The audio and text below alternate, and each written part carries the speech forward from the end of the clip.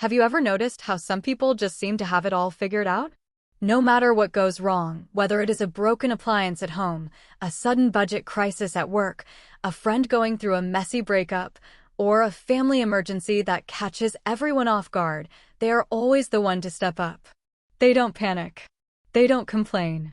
They don't freeze in uncertainty. Instead, they just quietly roll up their sleeves, assess the damage, and fix it.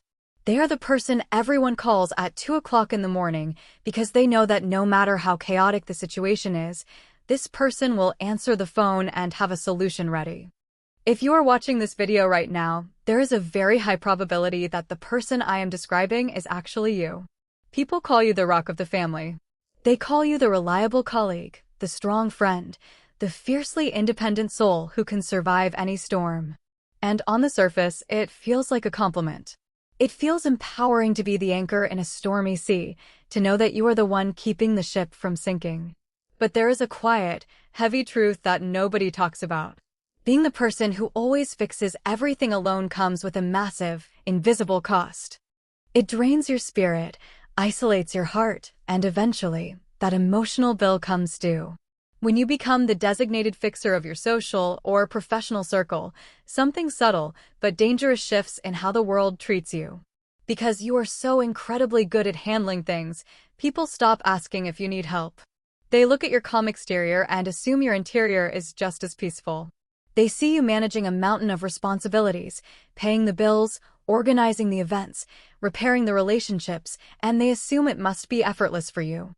They think, oh, they've got this. They don't need anyone. But the reality is often the exact opposite. You don't hold it all together because it's easy. You hold it together because you feel like you have no other choice. Psychologists actually have a term for this behavior. They call it hyperindependence. While it looks like a position of ultimate strength and bulletproof confidence from the outside, hyperindependence is often a deeply ingrained coping mechanism.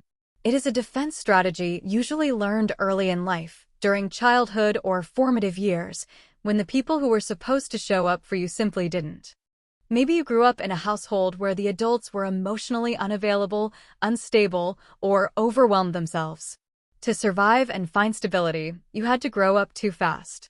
You became the parent to your own parents, or the protector of your siblings. You convinced yourself that the only way to ensure a job is done right, or done at all, is to do it entirely by yourself. You learned to rely strictly on your own resources because, at some crucial point in your past, relying on others left you disappointed, hurt, or completely unprotected. Trusting someone else felt like a liability. So, you built a fortress of self-reliance to keep yourself safe from ever being let down again. The problem with the fortress, however, is that while it keeps threats out, it also locks you inside. You carry the weight of the world on your shoulders, not because you truly want to, but because you genuinely believe that if you let go, even for a single second, everything and everyone around you will instantly collapse into chaos. This lifestyle takes a profound and devastating toll on your mental, emotional, and relational well-being, and this toll is usually paid out in 3 very distinct, painful ways. The first major penalty is the extreme cost of emotional isolation. When you are always the fixer, you are almost never the one being comforted. You spend your days listening to everyone else's problems, dissecting their anxieties, and mapping out step-by-step solutions for their lives. But when it is your turn to struggle, when the weight becomes too heavy for you to lift, you stay completely silent. You sit in your car or your room alone, staring into space, feeling an overwhelming sense of emptiness. You tell yourself that you don't want to burden others, or worse, you fear that if you show even a flicker of vulnerability, people will think less of you. You worry that if the strong person breaks down, it will terrify the people who depend on you. So, you suffer in the dark, surrounded by people who love you but don't truly know you, because you refuse to let them see your pain. You become a ghost in your own life, desperately wishing someone would ask, "Are you okay?" and actually mean it, yet pushing everyone away the moment they get too close. The second cost is the gradual erosion of your personal boundaries and the accidental enabling of the people around you. Think about your current relationships. Do you find yourself doing things for others that they could easily do for themselves if they just put in a little effort? When you consistently rush in to fix problems, clean up messes, and resolve conflicts for capable adults, you accidentally teach them that they never have to grow. You strip away their opportunity to learn from failure. You become a perpetual safety net that prevents others from facing the natural consequences of their own poor choices, financial irresponsibility, or lack of effort. Over time, this dynamic inevitably breeds a quiet, simmering resentment inside your chest. You start to feel used, underappreciated, and taken for granted, even though you were the one who volunteered for the job in the first place. You find yourself trapped in a toxic loop where you resent people for not helping you, but the moment they try, you refuse to let them because you don't trust them to do it up to your standards. You become angry at their dependence on you, yet your identity is completely tied to being needed. And the third, most dangerous cost is chronic, deep-seated burnout. This isn't the kind of tiredness that can be cured by sleeping in on a Sunday morning or taking a weekend getaway. This is soul-deep exhaustion. It comes from the constant, hypervigilant mental gymnastics of anticipating problems before they even happen. You are always playing chess while everyone else is playing checkers. You are planning contingencies for scenarios that might never occur, walking on eggshells, and managing the emotional peace of mind of everyone in your orbit just to keep the environment stable. You are running an internal engine at maximum speed 24 hours a day, keeping track of everyone else's needs while completely abandoning your own health, your own hobbies, and your own peace, until you are running on absolute empty. Your body starts to rebel through chronic headaches, insomnia, anxiety, or a constant feeling of dread. So, how do you step down from being the world's unpaid, unappreciated mechanic? How do you break a cycle that has defined your identity and your self-worth for years? It starts with a painful, terrifying, but ultimately liberating realization. You are not responsible for saving everyone, and you were never meant to carry the weight of the universe. You are a human being, not a savior. Stepping back does not mean you stop caring about the people in your life. It does not mean you become cold or selfish.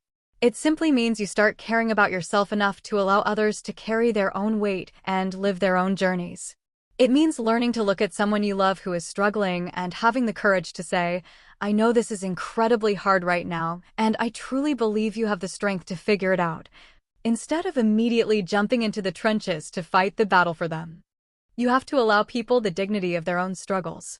It also means practicing the incredibly uncomfortable art of asking for help and accepting it when it is offered.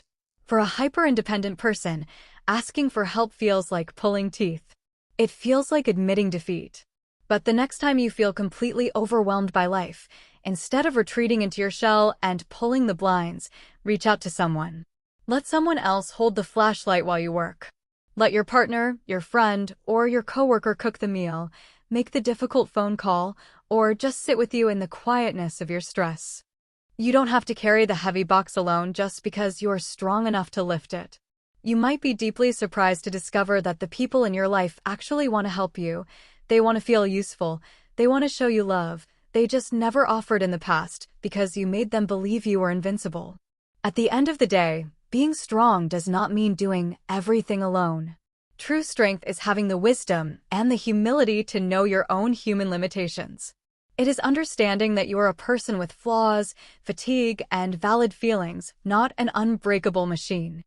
You deserve the exact same grace, patience, and gentle support that you so freely, instantly, and unconditionally give to the rest of the world. You do not have to fix every broken piece of the world today. The world will not fall apart if you take a day off. Sometimes, the absolute best, most heroic thing you can do for yourself and the people who love you is to just let things be, take a deep, grounding breath, and finally put yourself at the top of your own priority list. Sometimes, the absolute best, most heroic thing you can do for yourself and the people who love you is to just let things be, take a deep, grounding breath, and finally put yourself at the top of your own priority list. But very often, the reason you can't stop fixing everything is because you've fallen into the trap of being too nice at your own expense. If you want to know the dark reality of what that mindset is secretly doing to your life, click on the video appearing on your screen right now. Let's talk about the trap of being too nice. See you over there.